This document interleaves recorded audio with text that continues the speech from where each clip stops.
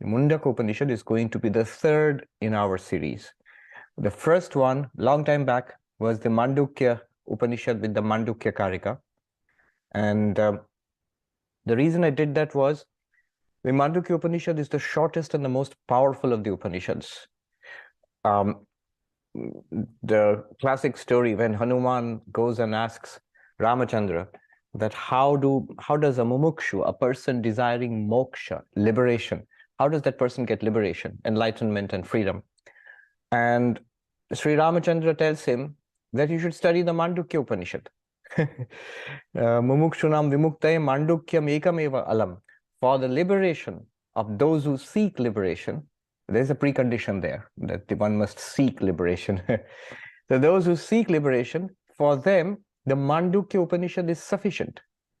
And then suppose if you study the Mandukya Upanishad, study means study is in that way, fulfilling the preconditions and really trying to grasp it, and you still don't get liberation, you don't get moksha, then what? And then Ramachandra proceeds to give a list of 108 Upanishads, including the Mandukya. So that's pretty threatening, that if you don't get liberation by studying the Mandukya, you have this whole syllabus of 108 Upanishads. So that's why I started with the Mandukya Upanishad. It's also my favorite. It's the shortest, extraordinarily powerful, gets directly to the point. And the Mandukya Karika is one of the foundational texts of Advaita Vedanta. Mandukya Karika, composed by Gaudapada, Shankaracharya's guru's guru, about 14 or 1500 years ago. So that is pre-Shankaracharya, but it's foundational for Advaita Vedanta, the Mandukya Upanishad with the Mandukya Karika. And then after completing that, it's like going straight to the top of Mount Everest. And now we can take the scenic route. Then we take a look at the other Upanishads. So for these other Upanishads, actually there is a verse which I have recited at other times, gives you the list of 10 Upanishads. Shankaracharya, Gaudapada's disciple was Govindapada, his disciple was Shankaracharya. He wrote commentaries called Bhashyas on these 10, arguably 11 Upanishads. But these 10 are regarded as the major Upanishads. So they include the Mandukya. Isha Kena Katha Prashna Munda Mandukya Titirihi Aitareyam Cha Chandogyam Brihadaranyakam Tatha. Now in these 10 Upanishads, the Chandogya and the Brihadaranyaka are massive. They are big texts. The Mandukya is the shortest. And among the short Upanishads are Isha Upanishad and Kena Upanishad. Somewhere in the mid-range are these Upanishads, the Katha Upanishad, which we did last time. And now the third one, which we're going to do, is the Mundaka Upanishad. The reason I selected the Katha Upanishad, it's the most popular. Swami Vivekananda's favorite Upanishad was the Katha Upanishad. And the Mundaka Upanishad is just a little more, I would say, a little more, what do I say, more philosophical. The Katha Upanishad, as you remember, it spends a lot of time on the story and the build-up. The Lord of Death gets to the point eventually and does it with style, but a lot of build-up. Whereas the Mundaka Upanishad starts straight away with the question about the ultimate truth and the answer about the ultimate truth. There's a little bit of a criticism of ritualistic religion, and then the whole thing is Advaita Vedanta, the highest non-dual truth. So that's the Mundaka Upanishad, which we are going to do now. What else do I say? Oh, for Indians, it's very interesting. It's a very famous Upanishad in the sense that there are famous quotes from it. So our motto, national motto in India, Satyam eva jayate, truth alone prevails. That's taken from this Upanishad. It's a direct quote from this Upanishad. And there are beautiful, very beautiful, sublime poetry that is there. So we'll see all of that, the Mundaka Upanishad. And my plan is, after the Mundaka Upanishad, we'll get down to a couple of the short Upanishads, Isha and Kena Upanishad. So that's the plan. Books. I recommend this book, but you can have any book, really. Anything that has the original mantras and the English translation will do. But this is 8 Upanishads translated by Swami Gambhirananda ji. Except the 2 big Upanishads, Chandogya and Brihadaranyaka, the other 8 of the list of 10 Upanishads, you'll find it in 2 volumes here in this book. This is volume 2, this is volume 1 and volume 2. It contains the original Upanishad, English translation of the Upanishadic mantras, and a translation, a very precise English translation of Shankaracharya's commentary. It doesn't contain the original Sanskrit commentary of Shankaracharya, but an English translation of the commentary. And Swami Gambhiranji, I think, of all the translations I've read, he's the most precise. He was very erudite, very saintly, and a very strict monk of our order. He was the 11th president. I have very vague memories of seeing him just once when I was a toddler. So they must have created an impression because I have no other memories from that age. All right. So I'm going to use this book, but there are other books also which you can use. And for the Sanskrit, I'm going to use the Gita Press, which I always use. This is a handy volume with 9 Upanishads, actually. Yes. So let's start. This Upanishad is, by the way, from the Atharva Veda. We know the Upanishads are embedded in the Vedas. So, for example, the Mandukya Upanishad, which we have already done, is also from the Atharva Veda. This is from the same Veda. Mundaka and Mandukya are from the same Veda, the Atharva Veda. But the Upanishad we did last time, Katha Upanishad, that is from the Yajur Veda. Yajur Veda. Yeah, just some information. Now, I'll start. As you know, the Upanishads start with peace chants. I'm going to start with the peace chant. And another interesting thing to know is the peace chants are common to the Vedas. So all the Upanishads from the Atharva Veda will have this peace chant. You will notice that we did this peace chant for the Mandukya Upanishad, because it's from the same Veda, the Atharva Veda. And this peace chant for the Mundaka Upanishad now. The Yajur Veda has a different peace chant, which we did for Katha Upanishad. So, the peace chant, or Shanti Mantra. Om Bhadram Karnebhi Srinuyama Deva Bhadram Pashyemakshabhirya Jatraha Sthirairangai Stushtvagum Sastanubhi Vyashema Devahitai Yadayuhu Swastina Indro Vriddhashravaha Swastina Pusha Vishwavedaha Swastinastarksho Arishtanemi Swasti no Brihaspati'r Dadhatu Om Shanti Shanti Shanti. Om, O gods, referring to the Vedic gods, may we hear auspicious words with our ears. While engaged in sacrifices, may we see auspicious things with the eyes. While praising the gods with steady limbs, may we enjoy a life that is beneficial to the gods. May Indra of ancient fame be auspicious to us. May the supremely all-knowing Pusha be propitious to us. May Garuda, the destroyer of evil, be well disposed towards us. May Brihaspati ensure our welfare. Om, peace, peace, peace. So anybody can chant this mantra. It's a prayer for welfare. But as students of Advaita Vedanta, we chant it so that we are, our body is healthy, our senses are healthy. It starts with the ears. May we hear what is auspicious. So our ears are healthy. It's very important because that's what we are using for Vedanta study first and foremost. And in this case, hear what is auspicious means let us hear the knowledge of Brahman. That just reminds me that among the vows that we take for becoming a monk, a sannyasi, one of the vows is, henceforth let us speak of high things. Henceforth let us speak of high things. Brihad Vadema. These heroic spiritual seekers, we shall now speak of high things, not of low or mean things henceforth. I remember this monk um, whom I really revered, a wandering monk, traditional monk from, I used to go and listen to his talks. So he would always speak about Brahman, about Vedanta, about spiritual. He would never talk about worldly things at all. And then one day he told us why.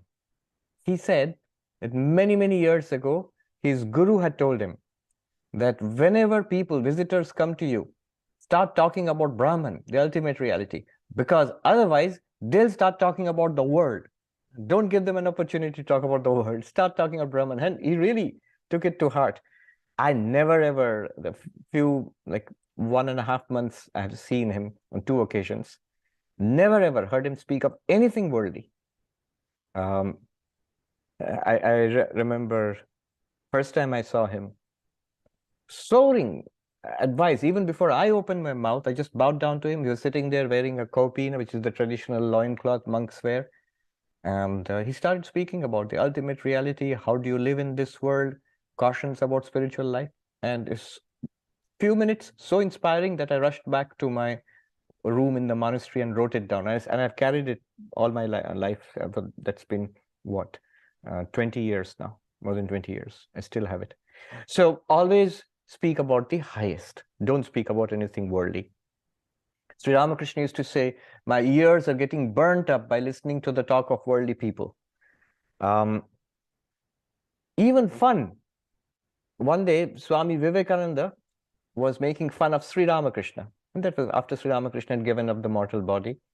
And some of the other people, visitors, were uncomfortable. Somebody said to Vivekananda, you shouldn't make fun of Sri Ramakrishna. And then Vivekananda looked at him scornfully and said, should I make fun of you then? Meaning thereby, even the butt of my jokes, when I'm being humorous and making fun, it's still about Ramakrishna, about spiritual life, not coming down to any other level, and so on. So let us speak of high things, and let us listen to what is auspicious. This is the prayer. And you notice the prayer is directed to the Vedic gods, again showing us the Vedic context of these Upanishads. We are studying it thousands and thousands of years later. And for modern Hindus, for example, our religion has evolved to more a worship of deities like Krishna and Rama, or now Ramakrishna, or the deities which are Saguna Brahman, which is Vishnu, Shiva, the many forms of Vishnu or Shiva, the Divine Mother, Kali and Durga, and so on. But this was an earlier context where the Vedic gods to whom the Hindus offered, the Vedic Hindus offered sacrifices, fire sacrifices. So these prayers are directed at the Vedic gods, and these gods were seen as powers of that ultimate reality, Brahman. So like God rules the entire universe, but doesn't do it himself. He has a whole set of, assistants who take care of different departments. So there are assistants looking after different forces of nature, and those are the Vedic gods. They look after different senses, for example, in our body, the powers. All right, enough said about the peace chant, and we'll be doing it every time we have this class. Now, before I start, let me just quickly touch upon some comments that Shankaracharya makes in his introduction. So Shankaracharya, whenever he writes a commentary to these Upanishads or Gita, Brahma Sutra, he always writes a fine introduction. And the Mundaka Upanishad is no exception. So he begins with a comment. He says, in the very beginning of this Upanishad, you will see a list of teachers and students. This one taught, Brahma taught this divine knowledge to Atharva, Atharva taught it to Angi, Angi taught it to Bharadwaja, and Bharadwaja taught it to Angiras, Angiras taught it to Shaunaka, and so on. A lineage of teacher and student is established, thereby showing that this knowledge is transmitted down from most ancient times, from prehistoric times, from time immemorial, by a spiritual lineage of teacher and student. That's why you'll see if somebody comes up and says, oh, I don't bother about teachers, students, I don't bother about tradition, lineage, I don't read these Upanishads, Gita or something, I have come upon these realizations all by myself. Well, he might have, but it's of no value to the rest of us. It's only when there is a lineage in which a lot of people, and I'm not just saying the Advaita Vedanta lineage, there could be a devotional Vaishnava lineage, there could be a tantric lineage, and so on, a Buddhist lineage, a Christian lineage. But there must be a lineage where many, many people have attained liberation, have become sanctified. And that shows that there is a purifying, spiritualizing power in that lineage. If you have stumbled upon enlightenment by yourself, could be quite possible. But how do I know? And how do I know that I'll get any benefit out of it? How do I know that this person is not a fraud or deluded or something? So lineage is very important in Vedanta, in all the ancient Indian traditions. Shankaracharya says here, Mahadbhi Parama Purushartha Sadhanatvena Gurunayasena Labdha Vidya iti Shrotri Buddhi Prarochanaya Vidyam Mahikaroti.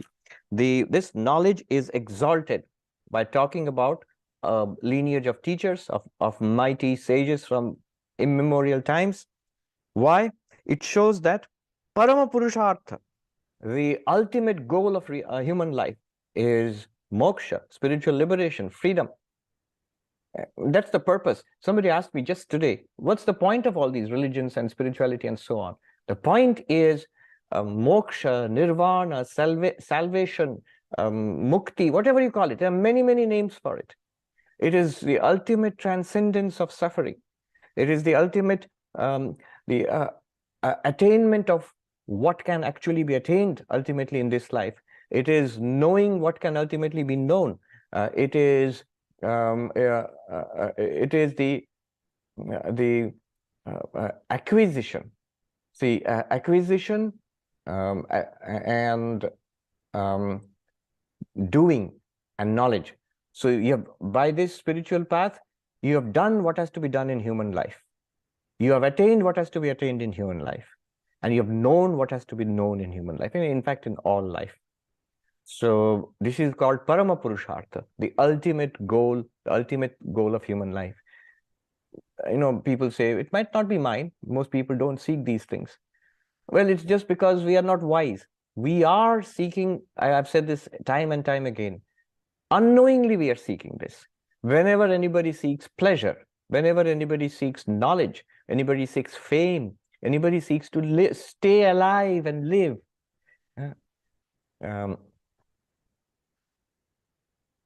There was one Vedanta teacher who put it very beautifully. Not knowing our Sat nature, that we are pure being, immortal being, we have what is called Jijivisha, that the thirst to remain alive in this body. Not knowing that we are Chit, pure consciousness, which makes all knowledge possible. We have Jigyasa, the desire to keep on accumulating more knowledge in this one limited mind. Not knowing that we are Ananda, bliss itself. We have Bubhuksha, the hunger for tasting pleasures in this world. See, what a beautiful formulation. Satchidananda, your existence, consciousness, bliss. You do not know that you are immortal existence. Therefore, this terrible urge, this unconquerable urge to stay alive in this body, the terrible fear of death, the greatest fear of our lives. Because we do not know we are pure consciousness, and therefore this ceaseless striving to know things in detail. We do not know that we are Ananda itself, and therefore this hunger, this thirst for sense pleasures, trying to get a little bit of going around with a begging bowl in the world and getting a little bit of pleasure of the senses. Sat, Chit, Ananda, because we do not know that. To know that is the goal. And then he says, Gurunaya Sena Labdha. These mighty sages, with great effort, they have discovered this. They have attained this knowledge and passed it down to us out of great compassion. Gurunaya Sena, with heavy effort, with great effort. So one must be respectful of that what has been given to us, very precious. Thousands and thousands of years later, we are still reading the Mundaka Upanishad. So it has come down. They put in mighty effort. Sri Ramakrishna, he says almost the same thing in simple Bengali. He says that Just as a man goes about collecting wood and with great effort lights a bonfire in a cold night, and 5 other people come and warm themselves from that fire. Similarly, there are sages who with mighty effort have discovered God realization, have attained God realization, and then taught others. And others come and listen to their teachings and attain peace. Attain peace is, I translated that, but actually literally the words Sri Ramakrishna used are very, very touching and inspiring. He said in Bengali, Aro panchjon তাদের উপদেশ শুনে ঈশ্বরে চিত্ত স্থির করে. Others, 5 others, they come and listen to their teachings of these great teachers who have attained God realization. And here's the beautiful phrase. And steady their minds, settle their minds on God. I think, something struck a chord in me when I heard that phrase for the first time. This is what we have to do. By yoga, bhakti, Vedanta, service, whatever, meditation, tantra, whatever you want to do, to settle down on God, to settle down on that highest reality. Ishware chitta sthir kare. That's all we need to do in life. The rest will take care of itself. Our problem is, either people are not interested, but here we are all interested. So why aren't we attaining enlightenment? It's because we're interested. We settle down on God and then flicker and fly away here and there, and again come back to it. We don't stay with it steadily. You don't have to stay with it steadily for too long. Few months, few years is enough for enlightenment. All right. So, Shrotri Buddhi Prarochanaya, in order to encourage, inspire the listeners, the intellect of the listeners. In order to inspire the intellects, attract or inspire the intellect of the listeners. That's why this description of the lineage of sages and the glorification of the knowledge, it's advertisement. Basically, it's advertisement. Thousands and thousands of years ago, before we had, where is that? Advertisers in New York of famous, is it Madison Avenue, something that, yes, Madison Avenue. So thousands of years before Madison Avenue, these guys, they got it. They got the idea. You have to advertise it so that people are attracted to it. Then the next point he makes is that prayojanam. So the goal will be pointed out. What will you get out of all of this? The same question which today somebody asked me, what is it for? That goal will be pointed out in the Upanishad itself. The Upanishad will not only teach you the highest science, enlightenment, God realization, but will also tell you what you get out of it. Prayojanam cha asakrit bhavati iti brahma veda brahmeva bhavati. And that the knower of Brahman is Brahman, or becomes Brahman. Becomes means already is Brahman, so realizes oneself as Brahman. Paramrita parimuchanti sarve, goes beyond death and attains final liberation. Such things will be said in the Mundaka Upanishad later on. It's going to come. Okay. Shankaracharya, often, many times, he plugs monasticism. He was a monk, he was the king of monks, and he makes a big deal out of monasticism, and he wants people to become monks. So here he makes a remark. Jnanamatri yadyapi sarvashraminam adhikarah tathapi sannyasa nishtaiva brahma vidya moksha sadhanam na karma sahiteti. This Upanishad will point out that, first of all, it is true that anybody can get enlightenment. Anybody. He says, Sarva Ashraminam. It is for people who are householders. Ashramas mean the 4 ashramas. The students, brahmachari. Householder, grihastha. Those who have the forest dwellers who have completed, the children have grown up, and you retire into, you haven't become a monk formally, but you retire into, like you go into semi-retirement and you pursue spiritual goals. So that is called vanaprastha, literally the forest dweller. And finally, sannyasi, the monk who has given up all attachments to the world. And he says, though it is open to everybody, students, householders, retired, semi-retired people, and monks, all equally can get enlightenment. But specifically, the great sadhana, the practice, one of the greatest helps in enlightenment, in Brahma Vidya, knowledge of Brahman, realization of Brahman, is sannyasa, becoming a monk. He says, sannyasa nishtaiva, to taking to the life of monasticism, actually formally becoming a monk, is a powerful help in the search for enlightenment. There's a technical meaning. First of all, he gives quotations from the Upanishad, Mundaka Upanishad, which we are going to read to support his position. Bhaikshacharya charanta. It will be said in the Mundaka Upanishad that they take to the life of living on alms, which is a technical way of pointing to monks. Sannyasa yogat. It will be mentioned. Yataya shuddha sattva. Sannyasa yogat. So from those who take to the life of sannyasa or monasticism.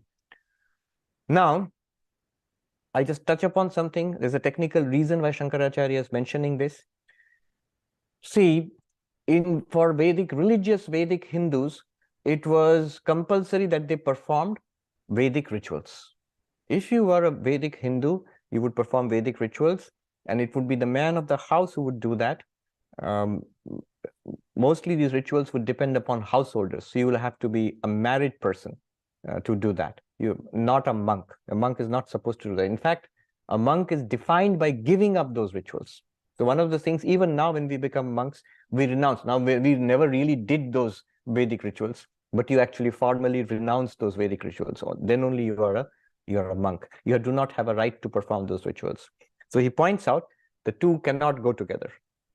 Life of performing Vedic rituals and sannyasa life, monastic life, cannot go together. One is karma. Karma means action. Here it means ritualistic action. The other one is vidya. Vidya means knowledge. Here it means Brahma Vidya, the knowledge of Brahman. The two cannot go together. Why not? Well, the Upanishad itself will criticize the life of action, life of ritualistic action.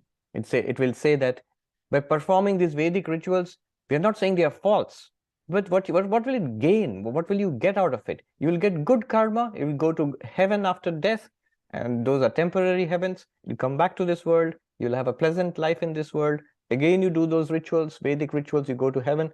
But it is just an extension of samsara. All of that comes to an end. How long do you want to enjoy these pleasures? They are just refined worldly pleasures. Other worldly pleasures are just refined worldly pleasures. So it's an extension of samsara. There's nothing spiritual about it, nothing true about it. And the Upanishad will say, give it up. Stop. That reminds me, Swami Vivekananda, when he came here, he shocked a lot of people, good Christians in America. When he told Christians here, his audience was entirely Americans and they were Christians. He said, I have not come here to teach you how to go to heaven. I have come here to teach you how to stop going to heaven. You can imagine how stunning that sounded. But he was just saying exactly what the Upanishad is saying. We have been going to heaven. Most of us, we are heavenly folk. We have enjoyed heaven in many different forms, higher and lower heavens. All of them have come to an end, and we keep coming back to this, as they say, the vale of tears. So this has to stop. There is a more philosophical reason why Shankaracharya keeps on harping. He will say here, Brahmatma ekatva darshanena saha nahi karma swapne api sampadayitum shakyam. He says, with this knowledge of the identity of Atman and Brahman, Advaita Vedanta, with the knowledge of the identity of Atman and Brahman, even in your dreams, you cannot think of combining it with rituals or with action. You cannot combine this knowledge with action.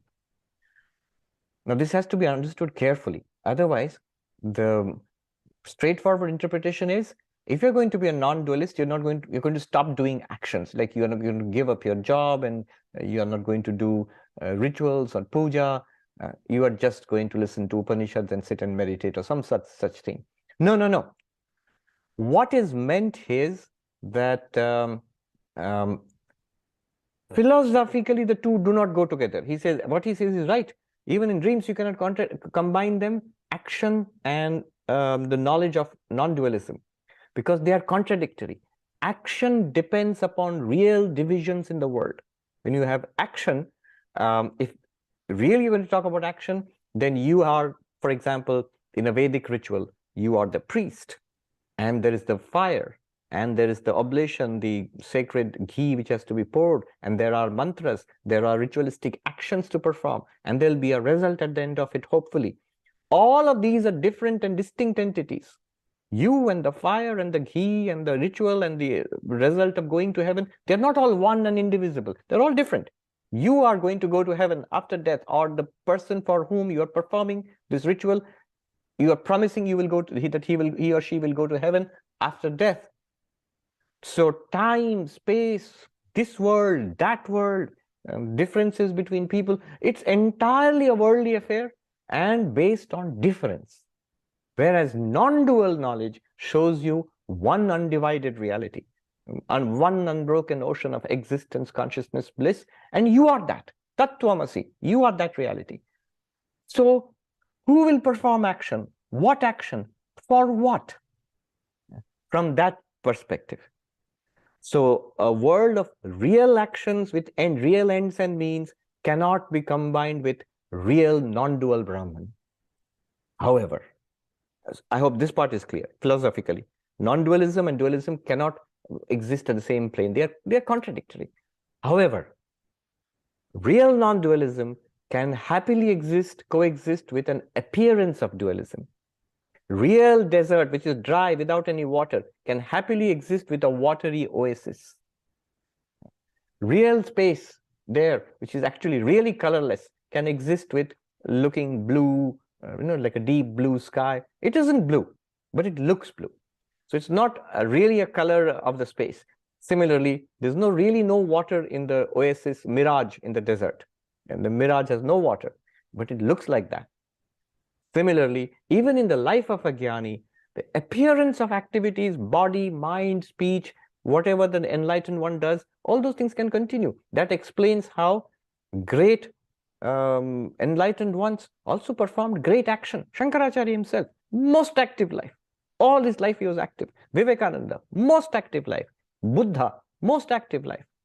So fully enlightened. Shankaracharya especially holding that enlightenment and action cannot coexist together. What he means is non-dualism is real. Brahman is real. In the world of divisions, actor, action, goal of action, they can exist as an appearance. World can exist as an appearance. So an appearance of action can fully be combined with the reality of Brahman. Yeah. That thing has to be said. Now, the last point which he makes. All right. Just here, what about then his insistence on monastic life, sannyasa? So does that mean we cannot become enlightened if we are not monks formally? No, it doesn't mean that, because he clearly says enlightenment is open to, knowledge is open to people of all ashramas, all stations in life. Man or a woman, married or unmarried, young or old, with a job and a career, or sitting in an ashram in a cave, everybody can attain enlightenment. He clearly mentions that. But he just says that monasticism is a very powerful support. It's a sadhana, mukhya sadhana, primary support if you formally renounce worldliness. And it tallies very well with the idea that a life of worldly actions or ritualistic otherworldly actions is contradictory with the highest knowledge. That's what he pointed out. How are we to understand it? We should take it seriously. Whether you are a monk, externally or not, one must internally be a monk. There's no use being a monk externally and internally full of greed and anger and lust. No use. There is a very common saying in India that, oh yogi, you have colored your cloth, but you did not color your mind. So you've colored your cloth the color of renunciation, but that color of renunciation has to be in your mind. And that color of renunciation has to be in our mind, and that's compulsory for everybody. That's compulsory for whether you're a householder or a monk or whatever. Ultimately, internally, one has to become monk-like. Internally, one has to become monk-like. And that's what you see in the lives of all enlightened persons. When they become spiritual, they become less worldly. The more you go towards God, the more the world falls away from you. And that's good news. Final point in the introduction, the word Upanishad. The word Upanishad, he gives the etymological and the spiritual meaning of that. Upani. Upa means near. Approaching the teacher, the teachers will be mentioned, approaching the lineage of the spiritual teachers, approaching this knowledge, Upa means coming near or sitting near. Ni means with clarity, nishchaya, without any doubt. Attaining clarity. And how do you attain clarity? Shravana, manana, nididhyasana. You hear, study it systematically, hear, listen to these talks, read the book, think it, then think it through. Manana, think it through, understand it, grasp it, clarity. And finally, when you have got the knowledge and clarity, stay with that clarity. If it helps, sit quietly with eyes closed in regular meditation, Vedantic non-dual meditation. Here they will talk about meditation later on. And make it a living reality. That is ni, with clarity.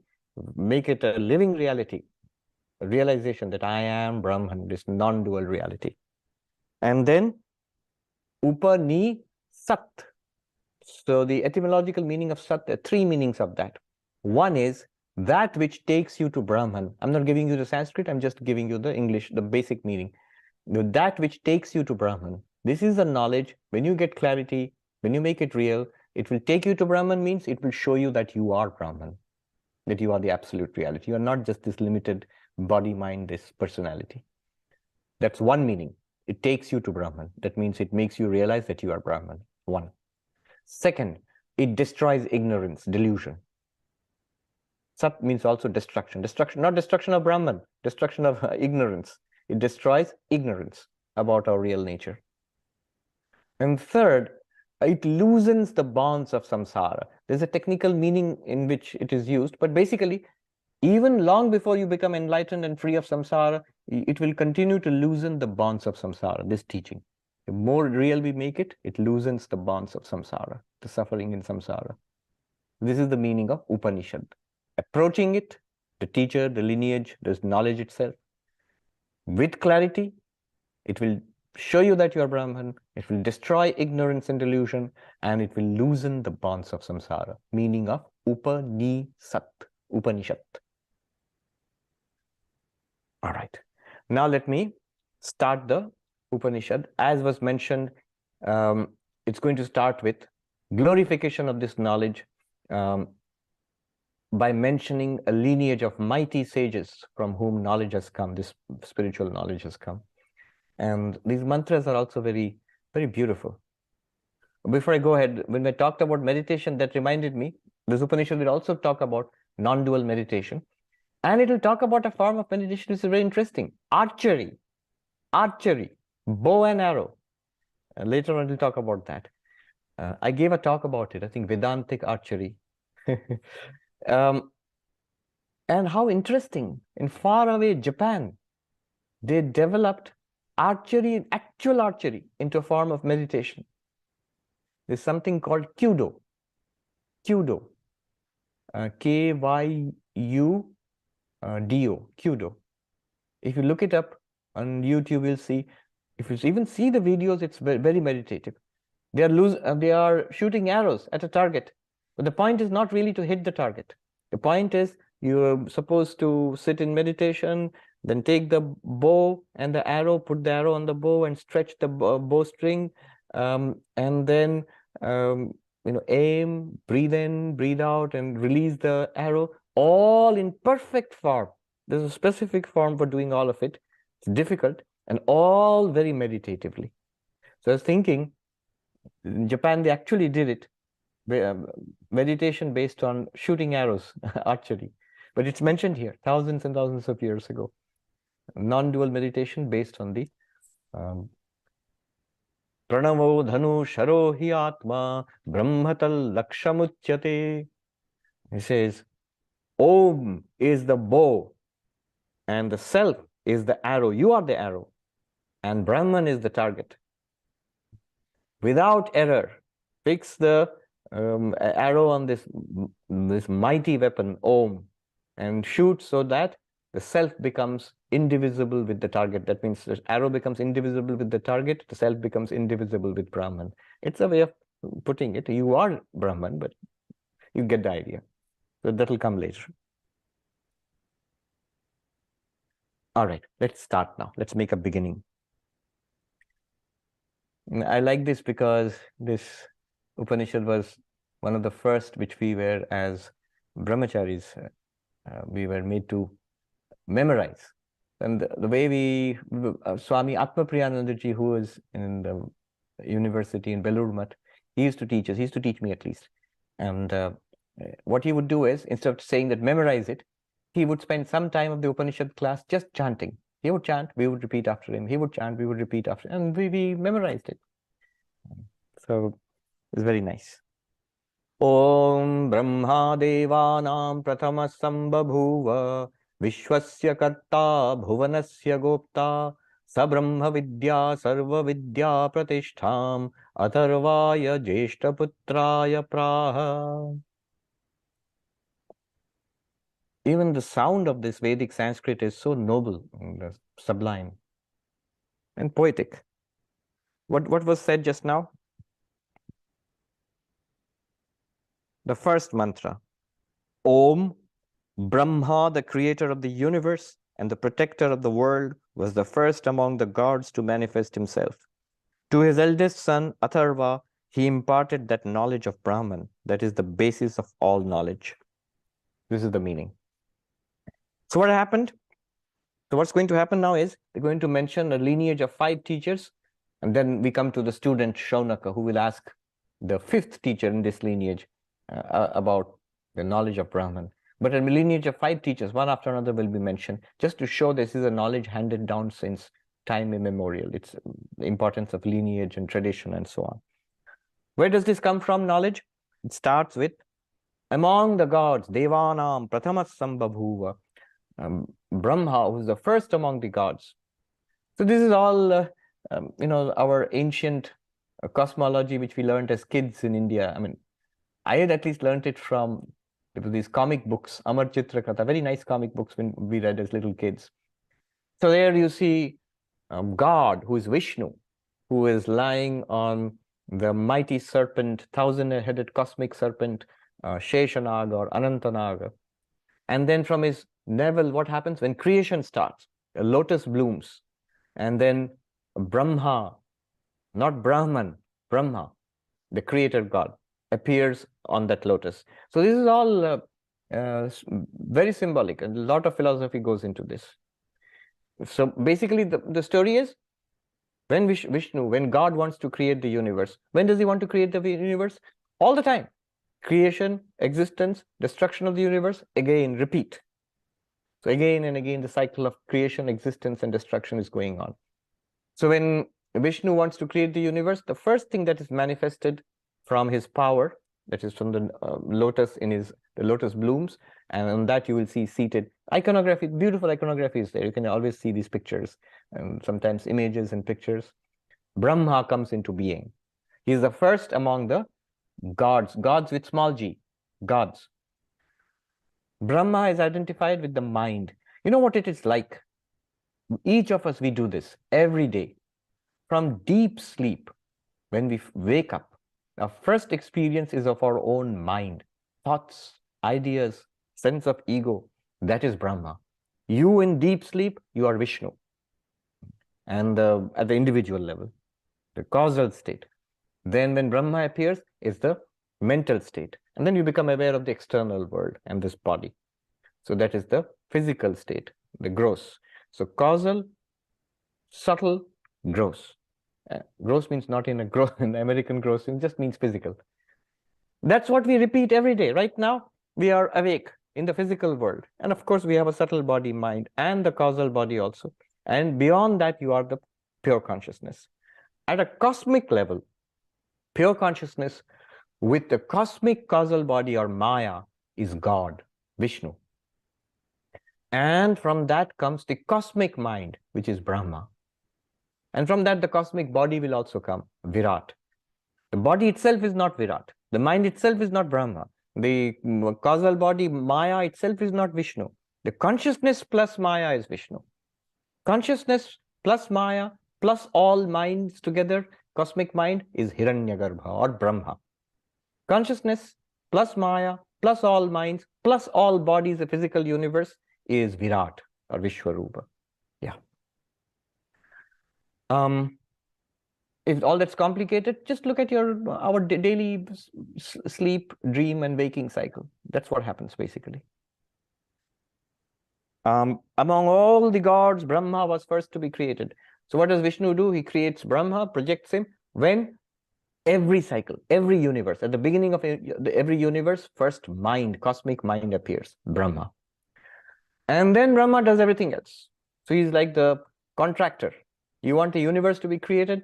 Vishnu wants the universe to be created. He can't be bothered. He's relaxing on his cosmic couch. He's a bit of a couch potato. But he gives all the work to Brahma, gives Brahma all power, knowledge, and says, go to work, make a universe. So Brahma then creates all the other gods and the heavens and earths, and then projects all jivas who were latent in Maya, projects them into this universe, gives us bodies, and we work out our karma lifetime after lifetime, as long as this universe lasts, until we get liberation, or we are again absorbed back when Vishnu dissolves this universe in the form of Shiva. Again, everything is absorbed back into the power of Maya of Vishnu. All of us, all these worlds, and poor Brahma. Brahma too is again absorbed back into Vishnu, and Vishnu goes into, I think he snores ever so softly, goes into a cosmic deep slumber. So that's the beautiful way it's depicted. But our point here is Brahma is the first of the gods to appear. And then what did Vishnu say? Vishwasya Karta, make this universe, the creator of the universe, the architect of the universe. Bhuvanasya Gopta, protects the universe which has been created. Also, the first among the gods means literally the first among the gods. All the other gods come after Brahma. But another way is, Shankaracharya comments, is the greatest among the gods. First in the sense of the greatest. He has, Shankaracharya says, he says, Mahan Dharma Jnana Vairagya Ishwarya Sarvan Anyan Atisheteti, with tremendous, great knowledge of great dharma, knowledge, dispassion, glory, all of these great qualities are in Brahma. So he's first among the gods, more glorious than all the gods. Now, what did Brahma do? Besides creating the universe, he taught Vedanta. He taught Vedanta. Sab Brahma Vidyam Sarva Vidya Pratishtham Atharvaya Jeshta Putraya Praha. To his firstborn son, eldest son, was Atharva, who was a great sage. So don't ask for details. How did he get a son if the worlds have not been created? And how could this greatest of gods have a son? Is he a human son or some kind of divine son? What? Don't bother. So just say that Brahma had a son, and this eldest son, his name was Atharva. And what did Brahma do? He taught him Vedanta. And when I read this, I sometimes scold people, moms and dads especially, when they become enthusiastic about Vedanta, the first thing they want to do is to teach it to their kids. They impose it on their kids. And they say that we are sending them YouTube videos and books, and they don't want to listen. And I scold them, don't do that. It creates resistance. It creates, give them the same period of grace and same opportunities which you had. You were not interested in it at that age. So let them, but look at this. The same moms and dads can quote this back to me. Say, what did Brahma do? When he created Atharva, the universe, first thing he did was he taught Vedanta to his eldest son. So there's a very good precedent for giving Vedanta to your children. And that's true. You must, what I mean is, I don't mean that moms and dads should not give Vedanta to the children. They should. They really should. It's the greatest gift. But don't impose it on them. You have to do it intelligently. And don't worry if they don't seem to be interested at first. Keep giving it, because you are supposed, it's a gift that you're giving. Among all things that you give, this is a great gift. And this will protect them and give them peace in the years ahead in their lives. The great gift. I am eternally grateful to my parents because they were devotees and they left books of Vivekananda, the spiritual books lying around in the house. I remember the great French philosopher, mathematician, a scientist, Pascal. Pascal, he says, teach a boy to read and leave good books lying around in the house. The child will take care of his own education. I don't know how true that is, but it really was true in my case because all these books were there and I was a bookworm. So I started reading all these books. And I'm also grateful to them that they didn't thrust it on me. That's also interesting. Whether by design or just by accident, they were not particularly bothered about whether I'm going to the ashram, whether I'm meditating, whether I'm reading these books.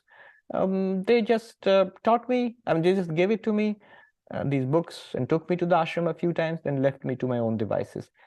In fact, later they were worried that when I started doing it, whether I'm overdoing it, reading spiritual books all the time, going to the ashram so many times, they were afraid that I might become a monk or something. And they were right. They were right. They were right to be afraid. All right. It was good not to thrust it on kids, but you should share it. Yeah. So Brahma did the right thing. He set the right precedent by teaching his son. Next, he says, Sarva Vidya Pratishtham, this Brahma Vidya, knowledge of Brahman, it is the foundation of all knowledge. What a very interesting phrase. Brahma Vidya is the foundation of all knowledge, is the consummation of all knowledge. Sarva Vidya Pratishtha means all knowledge attains its consummation in Brahma Vidya, knowledge of Brahman. This you see in classical India. Whether it is Vedanta, of course, it's knowledge of Brahman, but logic, then ritualistic action, the Mimamsa, grammar, dance, music, architecture, all of it was spiritual. All of it was Ayurveda. Whether it's medicine or grammar or dance or music or architecture, everywhere, at least it will be mentioned that the ultimate goal is God realization. Ultimate goal is Brahma Vidya. And they meant it. How they will also even try to show how this will take you to Brahma Jnana, enlightenment, realization of Brahman. So Sarva Vidya Pratishtham, all knowledge, branches of knowledge attain consummation, fulfillment when you get self-knowledge or knowledge of the absolute. Foundation of all knowledge, another sense of this term is Brahma Vidya, it's about pure consciousness. And pure consciousness is that which makes all knowledge possible. Everything is possible, every experience is possible because of consciousness. And Brahma Vidya is about that consciousness. So that is the meaning of Sarva Vidya Pratishtham, the foundation of all knowledge. When you get this Brahma Vidya, Vidya means knowledge, Brahman, the absolute non-dual reality. When you get knowledge realization, then it is described as you have known what has to be known, you have achieved what has to be achieved in life, and achieved means attained, gotten what you have to get in life, and done what has to be done in life. So action, acquisition, knowledge, all culminates in realization of Brahman. It's done forever. You have done what you have been coming here to this universe time after time. You have achieved it. Congratulations. You have gotten what has to be got. It's not money. It's not children. It's not property. It's not degrees. It's not Facebook followers. It is realization of who or what you are. And you have known what has to be known. All our knowledge is seeking of what's the truth here. You have found it.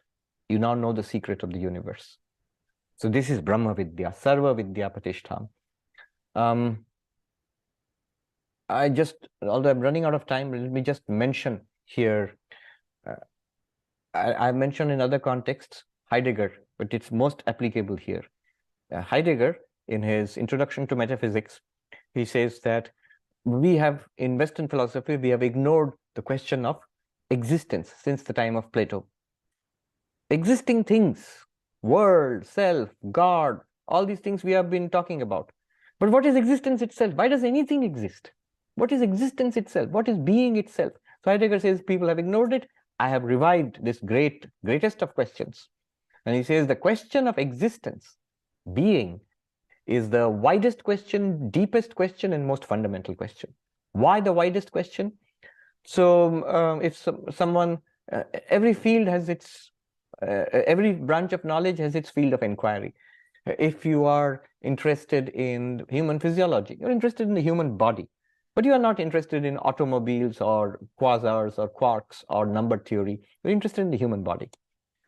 But something wider than that, if you are interested in biology, then you're interested not only in the human body, but all living bodies. You're interested in life itself. But you're not interested in, say, again, number theory or quarks or superstrings or maybe black holes. Now, what is the widest possible science? The widest possible science, which includes everything and excludes nothing. It will be the science of existence. Everything that exists is included in this question. What is existence? So it is the widest question. You don't exclude anything. A smart guy might say, what about non-existence? You are excluding non-existence. But non-existence does not exist. So we have no problem at all. Whatever exists comes into the purview of this question. What is existence? It is the widest question. The second point he makes is it's the deepest question. What do you mean deepest? So human physiology studied the body. Deeper than that is biochemistry. You study the body at a more fundamental level. Deeper than that will be chemistry itself. You study all sorts of chemicals, not just biochemistry. Deeper than that will be physics, particle physics. You study the very structure of those chemicals, the protons, neutrons, electrons, the quarks, even superstrings, the very structure of everything. In this way, what is the deepest, the most fundamental level of all inquiries? It is existence, question of existence. So existence, question of existence, what is existence is the deepest question, widest question, deepest question. And then Heidegger says it's the most fundamental of questions. Fundamental, by that he means something, when you're inquiring about a virus or about, say, numbers, 1, 2, 3, 4. Number theory, you're interested in number theory, but you're not inquiring about yourself. So a question about black holes is not about a question about Stephen Hawking, the cosmologist. Now, if there's a question which is about everything and itself also, so that's fundamental. When you ask a question, what is existence? The question, what is existence, also exists in some sense. So it is also a question about itself. What is existence? That question is also existing. Among all existing things, that question also is a thing which exists in some way. So it is also a question about not only about the universe, about all existing things, including itself, self-reflexive. So most fundamental of questions. So Heidegger said, question of existence, widest question, deepest question, most fundamental question. When I read this, actually, I mentioned it in different occasions, but what occurred to me, what struck me, immediately I remembered, Brahma Vidya, Sarva Vidya Pratishtham. It's the most fundamental of all knowledge, most fundamental of, deepest of knowledge, widest of knowledge, most fundamental of, beautifully expressed by Heidegger. Then what did Atharva, the eldest son of Brahma, what did he do? He taught his student. Now it doesn't say whether the student was his son or something else, but just a student. His student was Angir, the sage Angir. And what did the sage Angir do? He taught it to his student. So his student is Bharadwaja. And what did Bharadwaja do? He taught it to his student, Angiras. What did Angiras do? He will teach it to the student who will come now and ask the question, the fundamental question about the knowledge of existence, of everything. So the next mantra I will also read and stop. It is giving you the list of the next 3 teachers. First teacher, Brahma. Second Brahma student, Atharva. Atharva student, Angir. Angir student, Bharadwaja. Bharadwaja student, Angiras. So this lineage, 5 teachers are mentioned. Teacher-student lineage. Second mantra. Atharvaneyam pravadeta brahma atharvatam purovachangire brahma vidyam sabharadvajaya satyavahaya praha bharadvaja angirase paravaram.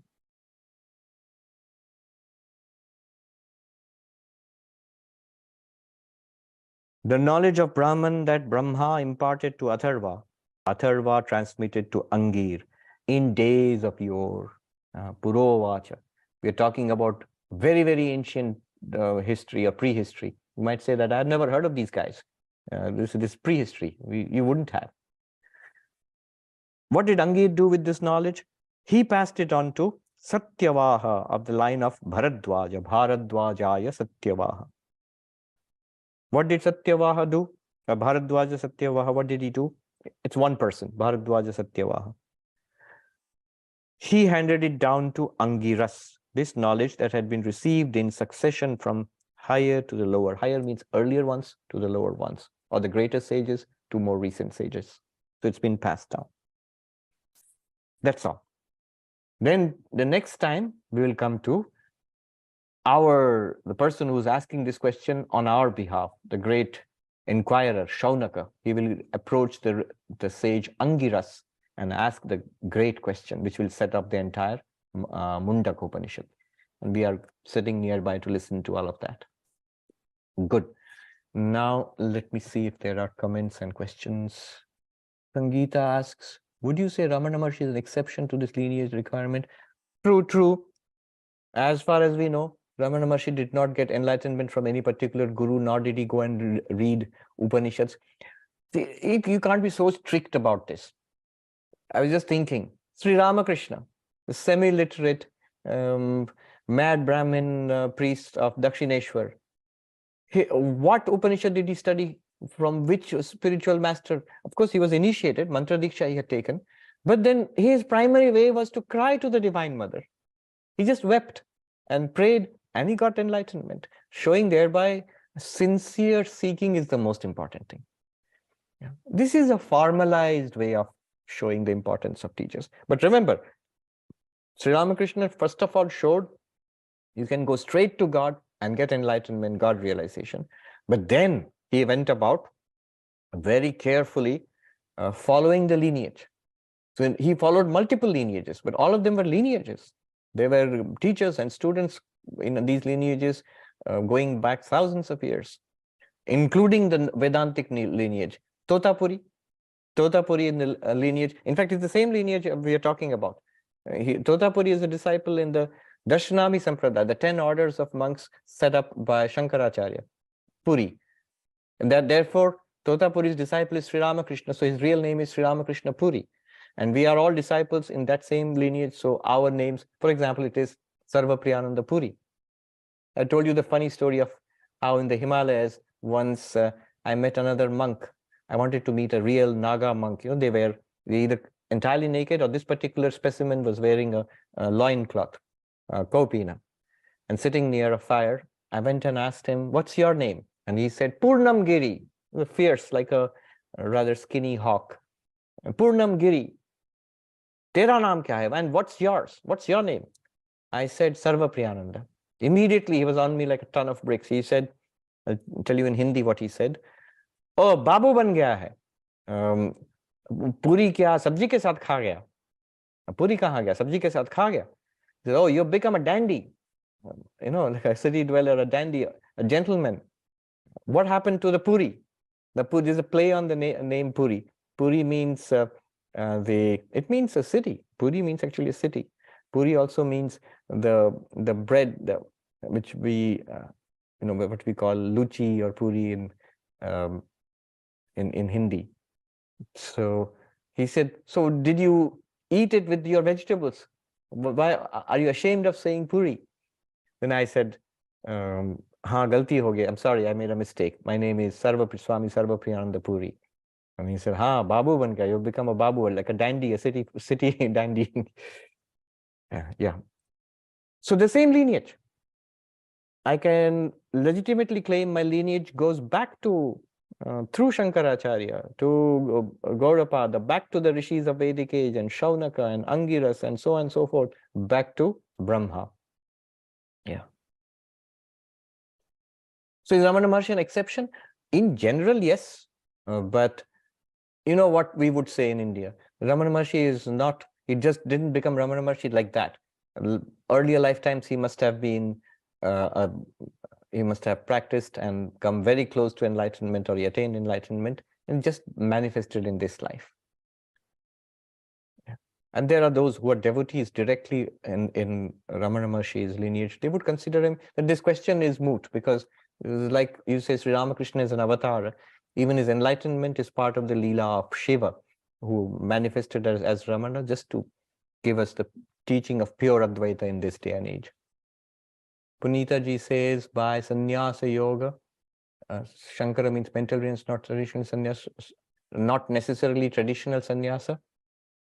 No, he actually means traditional sannyasa. Shankaracharya is big on insistence on actually becoming a monk. But practically what is necessary in spiritual life, because he's already said everybody can become enlightened. And he makes it also, he takes up this question that there are any number of cases of householders becoming knowers of Brahman, especially in the Vedic tradition.